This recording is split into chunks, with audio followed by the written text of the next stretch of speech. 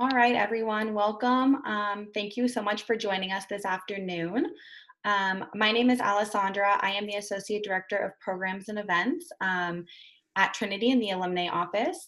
We also have on this call Stephanie Melvin, who is the Director of Alumni Relations, and also Suleika Agana Woodbine, who is the Director of Career Development and Preparation here at Trinity. So I just wanted to give you guys a kind of rundown about how the presentation is going to go. So in just about a minute, I'm going to hand it over to Suleika. She's going to be able she's going to be able to do the presentation for you all. And then if you guys have any questions at the end of the presentation, just put them in the chat box for us. And we will have a question and answer portion at the end of the PowerPoint. Also, at the end, you'll be getting an email from me as well, so be on the lookout for that. There is a survey in there, so if you could do us a huge favor and take the survey for us, just so we can kind of have a general idea of how much you got out of the event, and it would help us plan for our future events. And then in exchange, we'll also email you over the PowerPoint slides as well, so you can have those slides to help you update your resume and then hopefully attend our virtual career fair next week. So if you have any questions, please feel free to put them in the chat. Just make sure that they say to everyone. That way I'm able to see them and I will answer your chats as Suleika is going through the presentation. So with that, I'm going to hand it over to Suleika.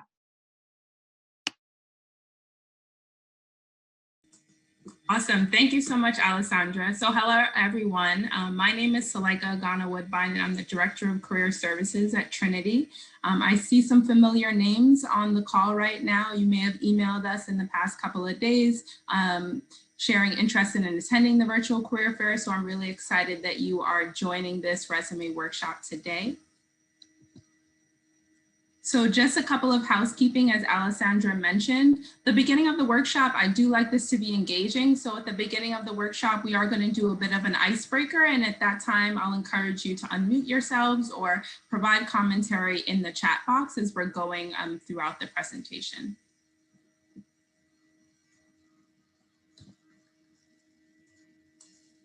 Okay.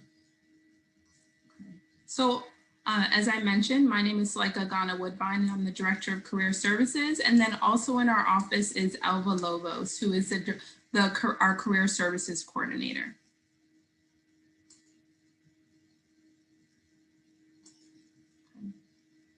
So the goal of the workshop is that participants, so you, will be able to, 1, articulate the key components of a resume and cover letter, 2, revise your current resume and cover letter based on the resources that we provide, and 3, update your resume bullet points and cover letter to align with the job description. Okay, so as I mentioned, we're going to start off with a bit of an icebreaker. And so I am going to show you all a resume, and I would like for you all to give me your commentary on the resume. What do you think that the person is doing well on the resume, areas for improvement? Feel free to unmute yourself or add it to the chat box.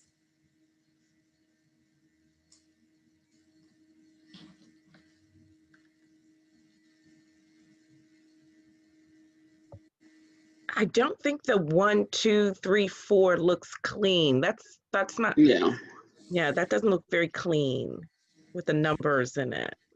Agreed. Yeah, for sure. So numbering out the tasks or duties that you're doing. Okay. I was also thinking the up at back up when it had about the courses. Do they do that now?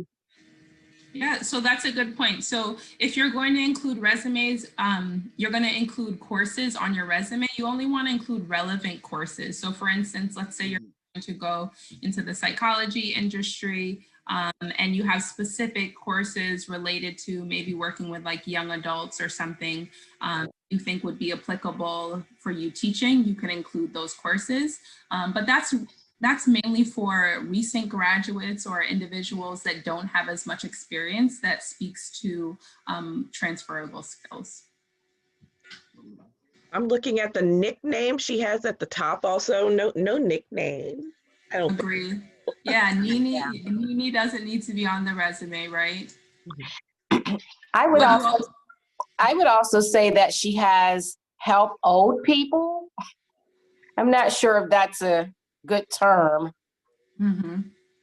Agreed. So the way that in which they describe their tasks, and we're going to talk a little bit more about that. One, saying old people is not the best way to describe the population that they're working with, and then also help old people do things. That's not very specific. So an employer that's reviewing the resume doesn't necessarily know what helping old people means as it relates to skills that they can contribute.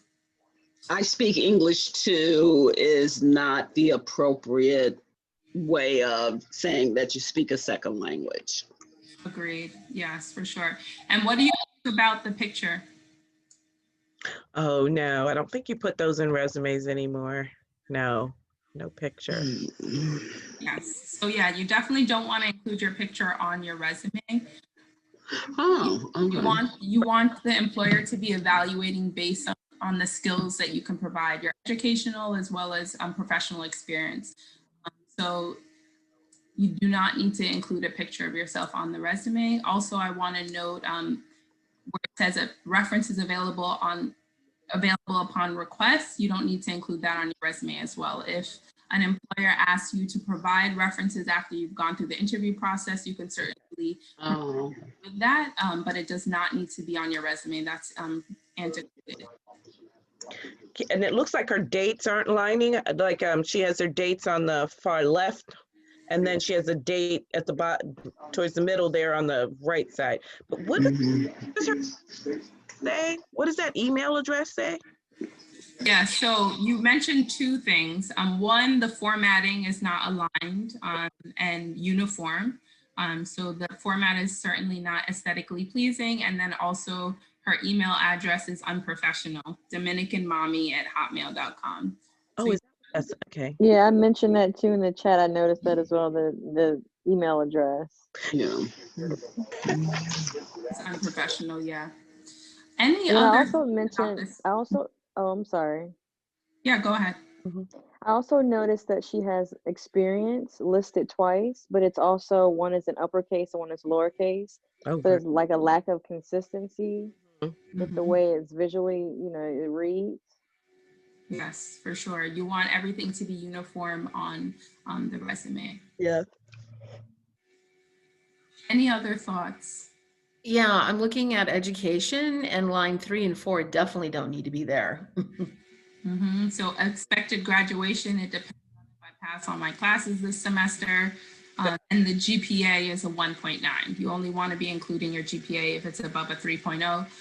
Even if you've graduated already, if you have a GPA that is a 3.0 or higher, you can certainly still include that on your resume. Okay.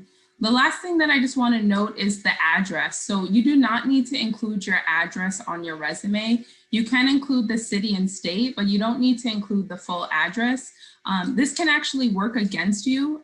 For instance, let's say an employer would prefer a candidate that lives closer to the location and they see that you live in another state.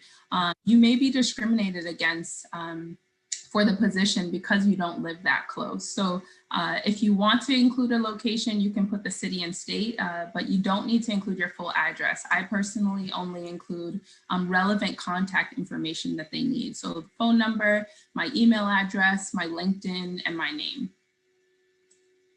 Okay, great.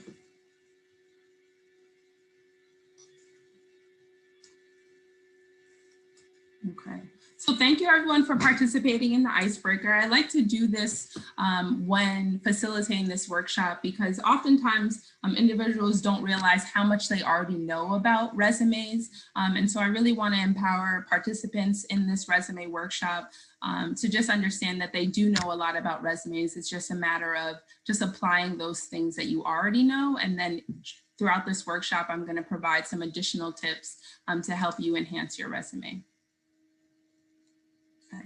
So there are three types of resumes: the functional resume, the chronological resume, and the combination resume, also known as a hybrid resume. Listed here are the best resume formats, so Arial, Calibri, Garamond, Cambria, Times New Roman. So if you have a lot of experience, you certainly want to use a smaller font, so Times New Roman, maybe Calibri. If you're trying to fill out the page more and you don't have as much relevant experience, you may consider using an Arial font. So chronological resume is the most common type. It's organized by date, so it lists the most recent experience first and the older experience last. This resume format is for people with no significant time gaps in their experience, and also the information that is listed is all related to the same profession or transferable to the profession that you're trying to go into. The second type is the functional resume, and this is best for career changers or if you have large gaps in time. So you'll notice based on this resume that it emphasizes skills, strengths, projects, and accomplishments. So you'll notice at the top of the resume, it outlines the technological skills, and then achievement highlights, right? And you'll notice that the achievement highlights are not specified based on which company in which they got that experience. They're just highlighting their key achievements that they feel are transferable to the industry that they're trying to get into. You'll notice that this format minimizes or omits dates if they're older than 10 years old. So the education is then listed, specific design projects. If you're in a different industry, maybe you want to include publications here. And then you'll notice at the bottom, work experience is very minimal, indicating the names of companies and the dates in which you worked there. So it's more of an emphasis on your accomplishments and strengths. The third type is the combination resume. So it has mixed features from both the functional and chronological resume. And this is a good choice if you have important and relevant skills that match the job description. So you'll notice that some areas list dates within the last 10 years, but all unrelated jobs are omitted from the resume. So similar to the other resume we just looked at, the skills are at the top, education. You can always put your education at the bottom. That's based on your preference. And then it lists your experience, as well as key awards and achievements. So you're gonna want to look at the experience that you have and determine which resume is best for you that can best highlight your skills and your professional experience.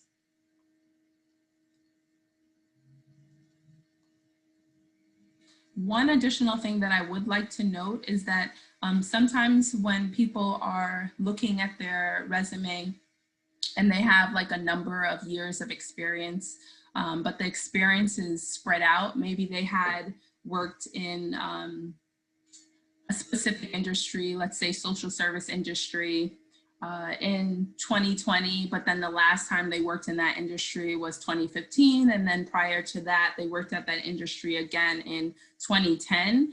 You don't need to use a chronological resume for that. You could certainly change this experience title here and just change this to relevant experience. And that gives you the flexibility then to move up all of the jobs that are directly related to the position that you're applying for, instead of having to add all the filler positions throughout those years. So here are some general resume guidelines, and many of them you were able to actually identify when we did the icebreaker activity. So one thing to note is that the maximum length should be 2 pages. Considering that employers are taking up to 6 seconds to look at your resume should not be 3 or 4 pages long because they're not reading all of that information. Certainly, if you're applying for a government role, those resumes are typically longer, but if it's outside of government and it's not a CV, it should not exceed 2 pages. As we talked about earlier, consistency in font, punctuation, and spacing, as well as font size. You can, in your header, you should include your name, cell phone number, your professional email address, and your LinkedIn account if applicable. Always listing past tense for prior experiences and present tense for current experiences. Sending your resume as a PDF is really important so that the formatting doesn't get messed up when you're sending it to an employer. So for instance, let's say I've created my resume on a Mac using Pages, and I'm sending it to an employer that is using a Windows computer. They're not going to be able to view my resume correctly. The format is going to get all messed up. However, if you send it as a PDF, it will maintain the format regardless of the device the person is opening the document on. And the last piece I just want to highlight is that your resume is a working document and you should always be revising and updating it. And one of the best ways to do this is to continue updating it even if you're currently still in a job, working now, working in a position that you're happy with. If you have key accomplishments or things that you've done that you don't want to forget, just keep note of that information so that when you're ready to transition to another field, you have that information already written out. So writing bullet points, you always want to start with an action verb.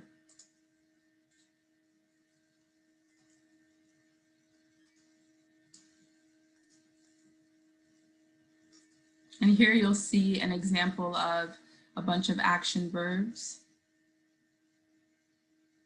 So you want to avoid using the same action verb multiple times on your resume. So using a list like this could be helpful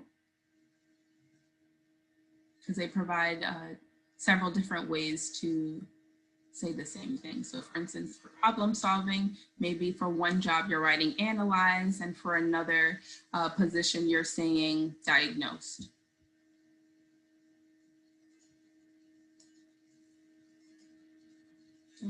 You want to target your skill set to match the opportunity. So integrating keywords that are listed in the job posting. And so I'm going to talk a little bit more about that later in the workshop. You want to list the most relevant job opportunities first for each position. So for instance, if a company is looking for someone who has managerial or supervisory experience, that should be the first bullet point that you're listing under any relevant employers. So that shouldn't be the 5th bullet point. That should be the first bullet point that you're listing so that they can see right off the bat that you have relevant experience. You want to describe how you use your skills in your bullet points. So answer the questions who, what, and why when describing skills and tasks, as well as quantify your deliverables whenever you can. So an example of quantifying deliverables could be train 20+ new employees in customer service policies over a 2-year period. So that's more descriptive and gives the employer a better idea of what you accomplish with that employer. So before we go into practicing adapting bullet points and writing bullet points, I want to talk about the difference between duties versus accomplishments. So a duty is a simple task that you performed at your job. And so the icebreaker resume that we looked at listed duties specifically. However, an accomplishment is a task that you completed well that provided value to a company and had impactful results. So it's important that you look at your resume and write your bullet points in a accomplishments format. So you want to ask yourself the following questions. When did I save the company money? What problems did I solve? Did you improve any procedures or policies? What awards did you receive? Were you ever recognized for a job well done? Were there specific things that your supervisor may have highlighted in your performance evaluations? And you want to be mindful of these things when you are writing the bullet points for your resume or adapting the bullet points that you have. Okay. So here's an example, and they're going to progress from more beginner level to advanced level. So here's an example of a student or maybe a recent grad who worked in food service. So the first bullet point is worked as a cashier, and this is how it may have been initially written on the resume. And I updated this bullet point to say, handled 50+ financial transactions between customers and company daily, ensuring that data entered in the system was correct, right? So the updated version indicates who you are servicing, what you did, as well as why it was important. So it's important because you're making sure that all the information is correct and is used for data tracking purposes. Here's another example of a student or a recent grad that was a babysitter, took care of 2 kids every day after school. And I updated this bullet point to say, maintained a healthy and safe environment for 2 children under the age of 10 on a weekly basis. So you'll notice in the updated version, it provides more context and also is written in a way that's more transferable. So for instance, if someone has experience working as a babysitter and they're going into looking to become a teacher, right? Changing the verbiage to then say healthy and safe environment is certainly transferable to the education industry, right? Because as a teacher, you're always making sure that students have a healthy and safe environment. The updated version also indicates the age of the children, how many children that they watched, as well as how often.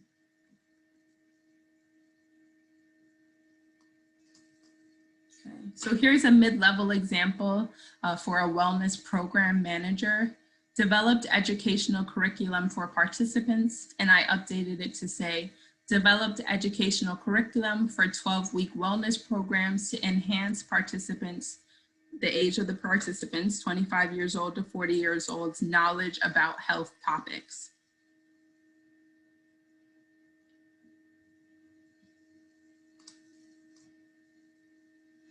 And here's a senior level example, a director of a nonprofit organization. The first bullet point says, develop partnerships with companies. And I updated it to say, develop partnerships with 10+ companies quarterly to increase student employment internship opportunities. Okay. So I went through a few examples, and now I want to give you an opportunity to update a couple of bullet points based on the information that I shared and using the who, what, why method. So the bullet point reads, conversed with clients and gave out food at a shelter. How would you update this bullet point? And I'll give you a few seconds to do so. And if you want to unmute yourself to participate or put it in the chat, you can do so.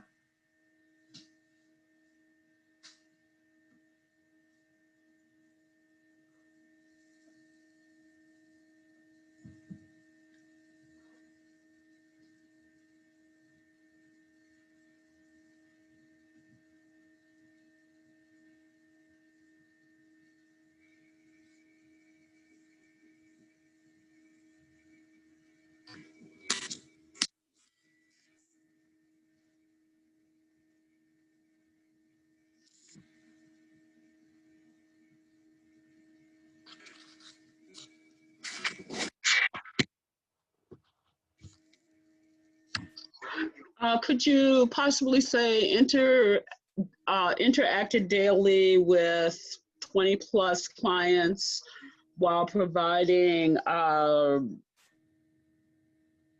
nutritional supplements? Yeah, that's great. That sounds great. Yeah. Can you say it one more time? Verbally interacted daily with clientele while providing nutritional supplements. Yeah, that sounds good. You could also quantify it, right? So indicating like how many clients on average you were interacting with on a weekly or daily basis. But I like the way that you updated it. Does anyone else have a suggestion? I'm not sure if there's some in the chat box as well. Oh yeah, I put one in the chat. I said communicated with 10 clients and distributed food weekly. I like that. I feel like it's lacking something, but at least that does add a who and a what. I don't think I know I didn't put the why. Yeah, it's the why is it important? Yeah, and that is always going to vary based on the industry that you're going in, Mm-hmm. because you have to think about like what the employer values and what's important to them. So, for instance, if you are looking to go into social service, certainly they value the ability for the ability of an individual to build rapport with clients, right? Whereas maybe if you're going into, let's say, food service or maybe even you're going into like an administrative job or something like that, you'll then highlight maybe the data tracking related to interacting with clients, or maybe the administrative portion of that. So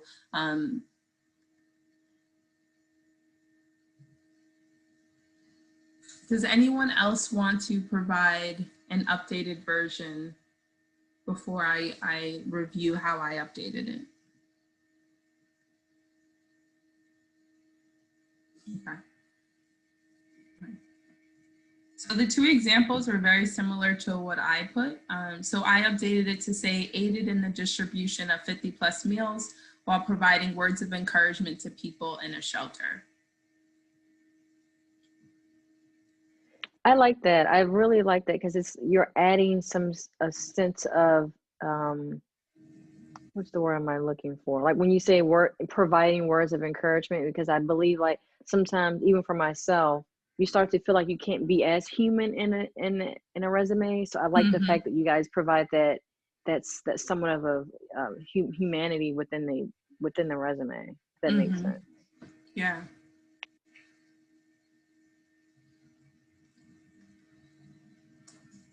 So I have another version. So tutored students in math, how would you update this bullet point?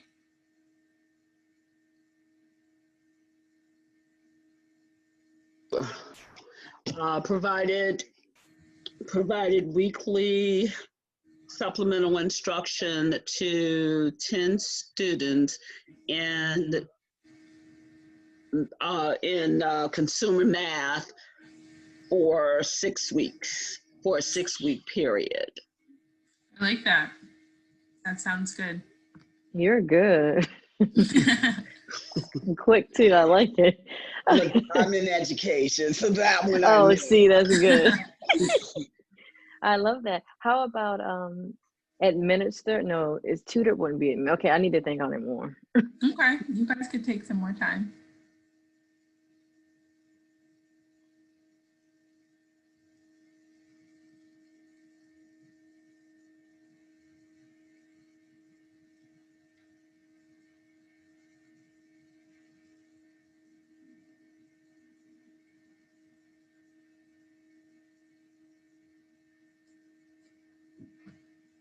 I don't have anything. I'll wait for your part.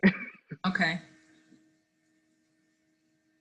Does anyone else want to try, put something in the chat or participate before I do mine?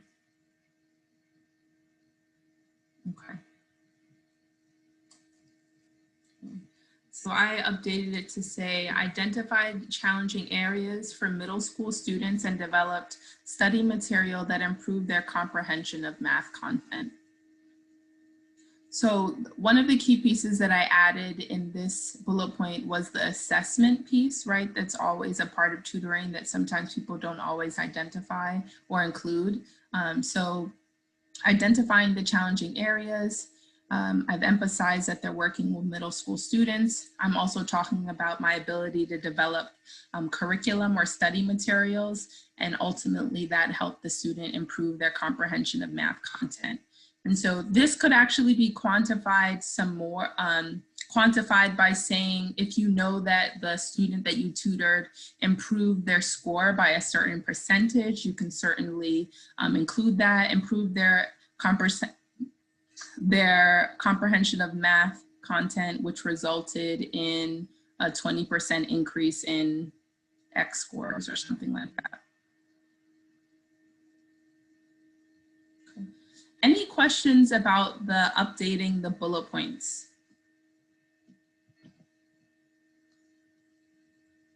Okay. So this is certainly takes time to get used to doing, writing your bullet points more so as accomplishments. But if you're thinking about the who, what, and why, and look at your current resume and really go through each bullet point and see if you do that. Most importantly, the why. So why was what you did important? Because that highlights more so why it's an accomplishment and how it added value to your company. Okay.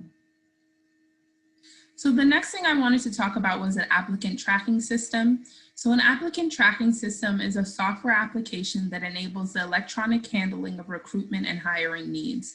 And so this is used by over 90% of large employers to track applicants' resumes and manage the entire recruitment process. And I would actually go further to say that this is used by small as well as mid-level employers now as well. And so I don't know how many of you have experienced this, but maybe you have applied for a position that you were overqualified for, you exceeded the education level, you exceeded the number of years of experience for a position, and you've wondered why you have not been called for the position. You're like, I'm overqualified, why haven't they called me? Or why didn't I get this position? Why haven't they followed up with me about an interview? And that's mainly because of the applicant tracking system. So every time that you're submitting a resume, all resumes do not get viewed by a live person. Essentially, if you do not have the keywords that an employer has put in their applicant tracking system, your resume is essentially going into a black hole. So for instance, an employer may post a position on Indeed or Washington Post or something, and they have like keywords or key titles that they're looking for, key skills. So for instance, maybe managerial, director level experience, maybe they want someone that has project management skills.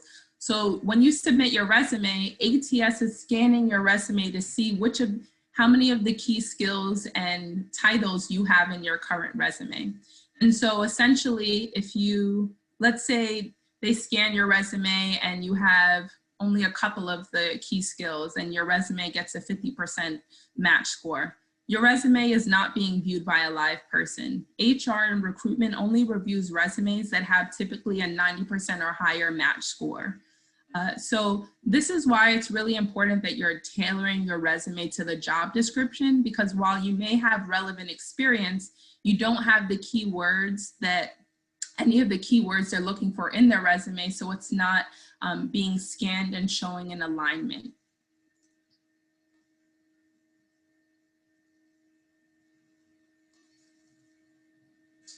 Okay. So again, it's really important that you're tailoring your resume to the job description. You're reviewing the job description and identifying what's most important to the company. 2, you match your resume keywords with the job description. So really you want to see what their bullet points are as it relates to duties, and then take those bullet points and put them into your resume and reword them to be applicable to your experience. You also want to reorder, add, and remove. So I talked about the reordering a little bit earlier. So any experience that you have that is directly related, those bullet points should go at the top. You want to remove bullet points or jobs that you do not have any transferable skills, that do not demonstrate any transferable skills.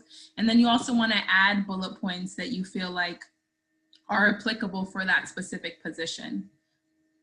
And so with this tailoring your resume process, you'll realize that you cannot use the same resume to apply for multiple positions. You should be adapting your resume in some frame or fashion every time you apply for a position. And this is definitely a reframe, a different way of thinking about the job search process, because oftentimes people think like, oh, well, I've sent out 50 resumes this week. And that's going to help me get a job, right? It's better if you're sending out maybe 5 to 10 resumes that week, and you've actually tailored each resume to the job description, you're more likely to get a response. And so we talked about providing compelling evidence and integrating numbers whenever you can. So I have a brief video that's about 2 minutes that talks more about this process of tailoring your resume to the job description.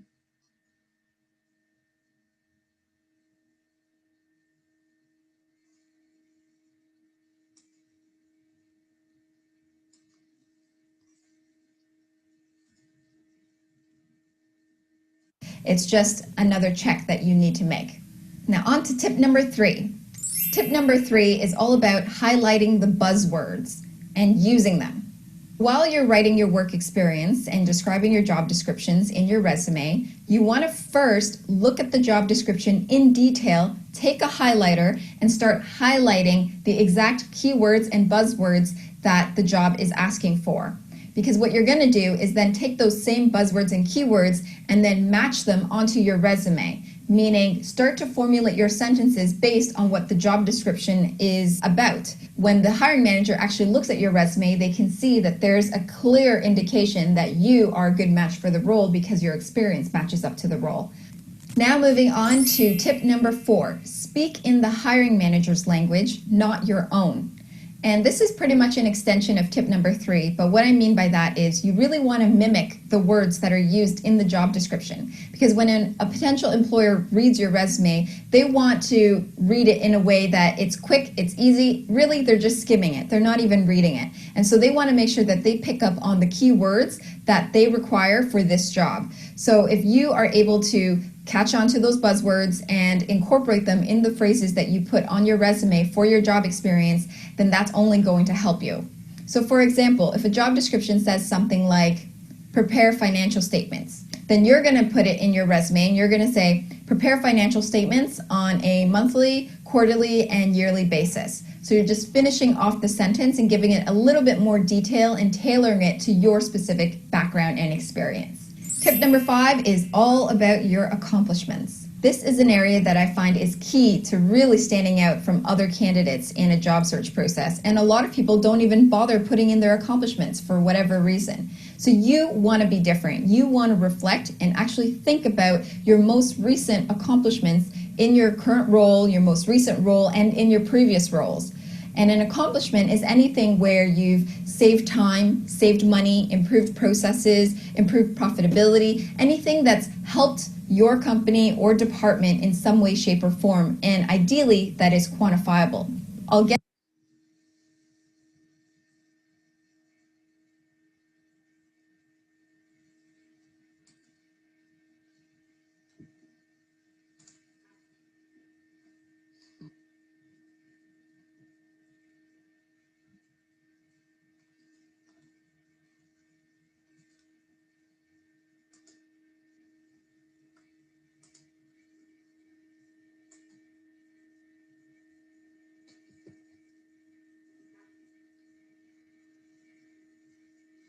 Okay, so here's an example of what they were talking about in the video as it relates to identifying, looking at a job description and circling some of the key skills that they're looking for.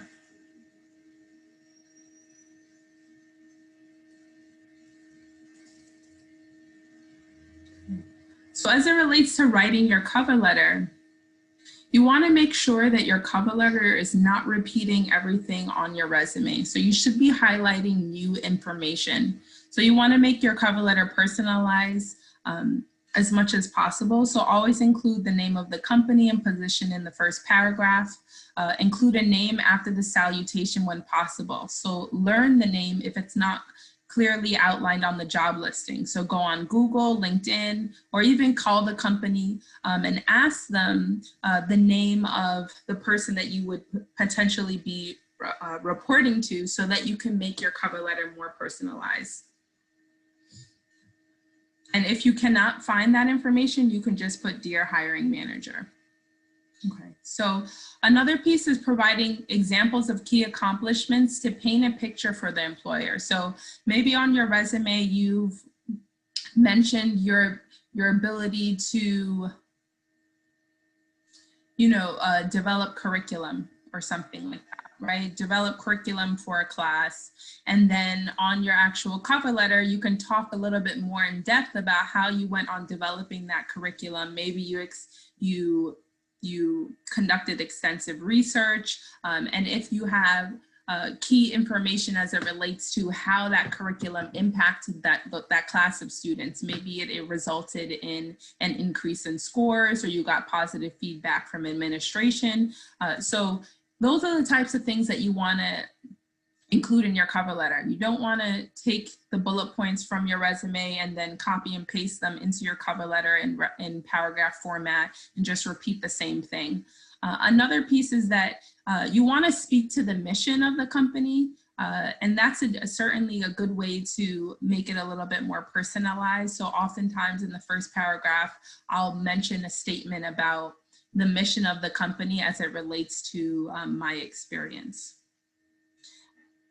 And lastly, you want to elaborate on soft skills that you mentioned on your resume in a little bit more depth. So sometimes I've seen individuals on their cover letter, on their resume, put customer service under the skills section, or analytical under the skills section. Those are soft skills, and those should be in your cover letter. If you're going to include skills on your resume, you should be including like technological skills or skills as it relates to specific programs.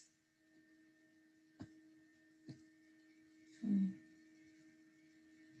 here are just some general details as it relates to the cover letter format. Again, you want to make sure it's in a PDF rather than Microsoft Word. And here's an example of the top portion of the cover letter as it relates to spacing and the order of information.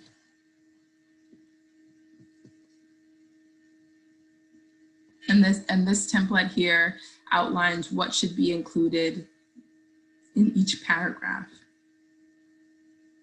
Okay, so the first paragraph, making sure that you're sharing how enthusiastic you are about the position, listing the position and the name of the company. It should not be a general cover letter that you're using for every position.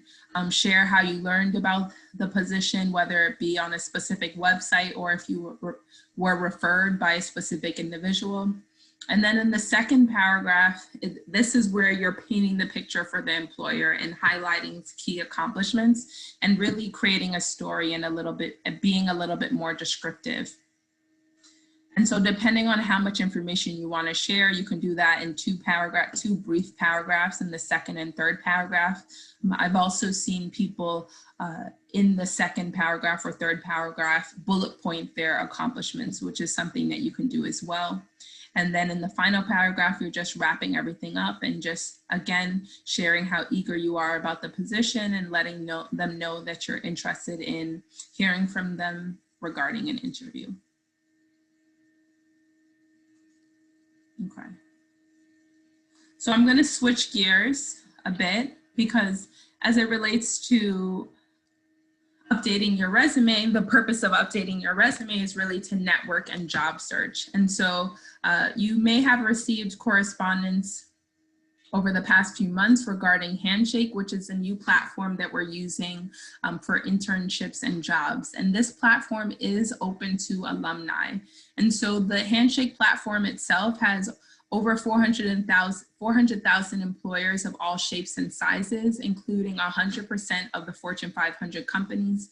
And Handshake is used by current students as well as alumni.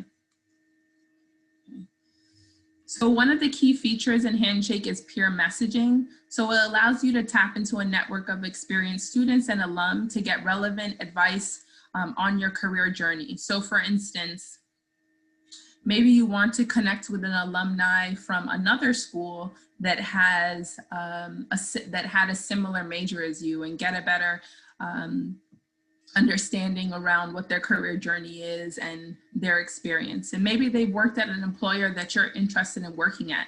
You can actually send them a message via the Handshake platform and specifically reach out to them and maybe ask them about their experience working with a specific company.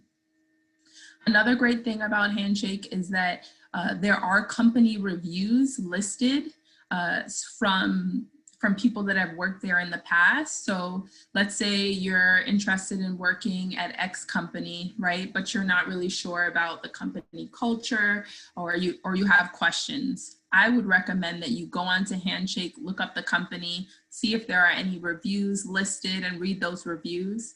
And then you can actually follow up with those individuals that wrote a review about the company. And another piece as it relates to networking is that while you may not find many positions on Handshake that interest you, you should use Handshake to supplement your job search. So for instance, if you apply for a role at a company via Indeed and you haven't heard back about the application, something that you could do is go onto Handshake, look for that employer on the platform, and if they are there, look to see if there are any public employees listed. And then you can actually get the personal email addresses for recruiters and send them a message, whether it be the Handshake platform or via email. So this is more information that you would typically get. You have more access to information than what you would typically get if you just applied for a role on LinkedIn or one of those larger websites and just waited to hear back. Okay.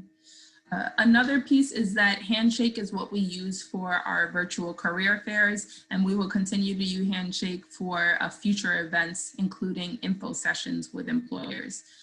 So it's really important that you have a Handshake account so that you're able to attend and participate if you are interested.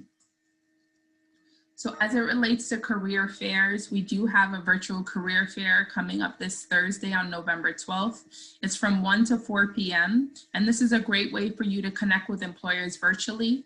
And you do have the opportunity to sign up for one-on-one and group sessions in advance. So the virtual career fair is actually a bit better than an in-person fair in that you're able to, one, schedule your one-on-one sessions. So if you have been to a career fair in the past, sometimes you have to wait online, and then when you get to the front of the line, an employer may just say like, hey, nice to meet you, shake your hand, take your resume, and then they move on to the other person.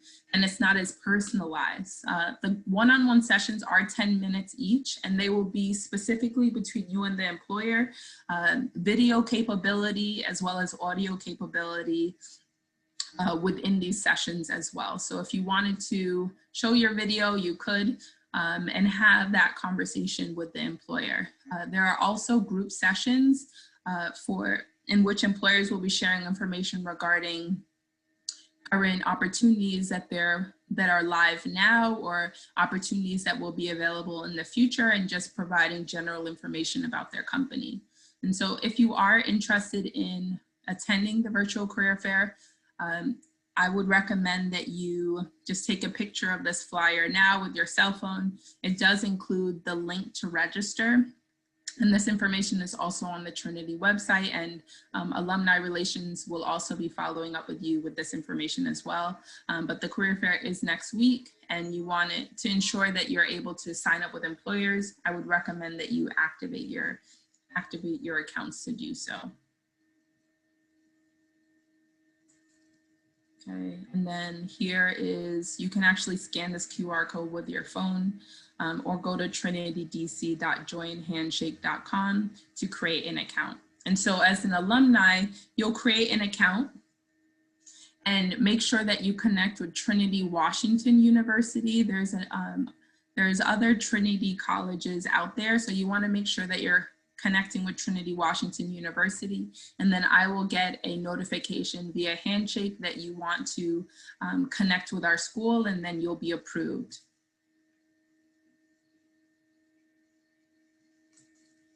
Okay, and so here is some information regarding resume and cover letter templates. So if you're interested in redoing your resume and want to change the format, I would recommend going to jobscan.co. They have some good resume templates as well as ATS friendly templates.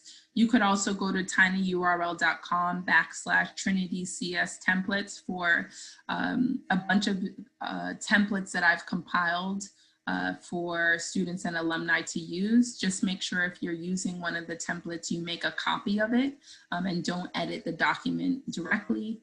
You could also download templates via Google Docs or Microsoft Word. Just be mindful that you're not using a template that has a bunch of different tables in it, because those are difficult for you to edit and modify.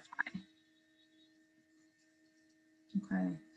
And so at this time, I want to thank you all for joining the workshop. I do very much value your feedback and just want to learn more about ways that we could potentially improve this workshop or things that we've done well. So please, when you receive the survey from Alumni Relations after this workshop, fill it out, and in exchange, you will receive a copy of the PowerPoint presentation, which includes the resume template links and all of the other information that I reviewed today. Okay, so at this time, I'm going to open it up to find out if anyone has any questions regarding any of the information that I shared during the workshop.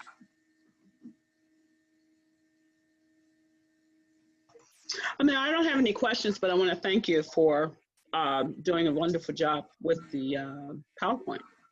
Thank you. Thank you for participating. No, thank you so much. This was really, really helpful. It's a good refresher. Yeah. Thank you. Thank you for attending, and thank you for participating. It always is more fun to do this workshop when people are engaged, and so I appreciate everyone's participation. Oh, awesome. So you said so at the end of this video, you guys will send an email link. I'm sorry, I think I don't recall. You said it's gonna Yes, be so an you'll email receive so you'll receive a thank you email, and within that email will be a link for the survey to complete, as well as information regarding the virtual career fair. And if you complete the survey, you'll then be sent a copy of the PowerPoint presentation. Awesome. Thank you so much. Yeah, absolutely. And that will come from my email address. So the same email address that you got the Zoom link from, it'll come from that. So just be on the lookout for that. And it'll have the survey in it, the information regarding the survey, the information regarding the career fair, and the link to create a Handshake account if you already hadn't. Oh, awesome. I think I have a Handshake account too. Yeah, so that link will be in there too. So just double check, make sure you have one. So like I did get a message on the chat saying Miss Candace Hall was having a difficult time signing up for the career fair, but she did have a Handshake account. Yes, I do. Yes. And Okay. I've been trying to get mine. I sent an email back that I had sent it to Trinity College, and was told that I needed to just let you all know that I already had the account, but I need for you all to activate it under Trinity Washington. Yeah, so I did see your email, and I screenshotted your account because I noticed that your account is associated with Trinity College still. So they may have confirmed you as someone through that college. So They had sent me an email saying that I was not a student there. Yeah, I understand. Yeah, and that's correct. But your Handshake profile now is associated with Trinity College. So I'm going to follow up with Handshake because you're likely going to have to delete that account and then create a new account linked to Trinity Washington University. But I will get back to you regarding next steps today. Okay, thank you. You're welcome.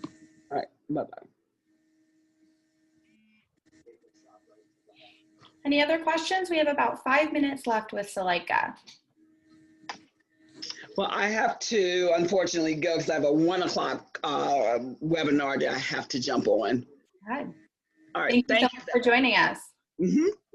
Thank you.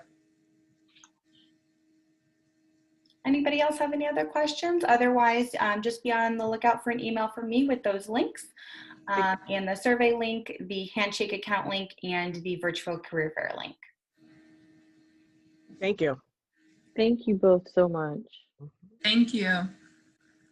It looks like that is all of the questions in the chat. So we will say goodbye to everyone. Thank you very much for joining us. If you have any questions, please reach out to Suleika or myself, and we'd be happy to help you guys.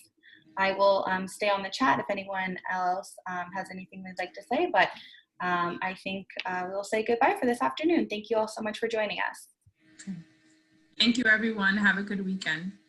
You too. Bye.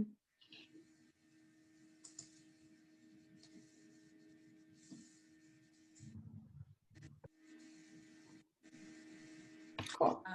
Alessandra?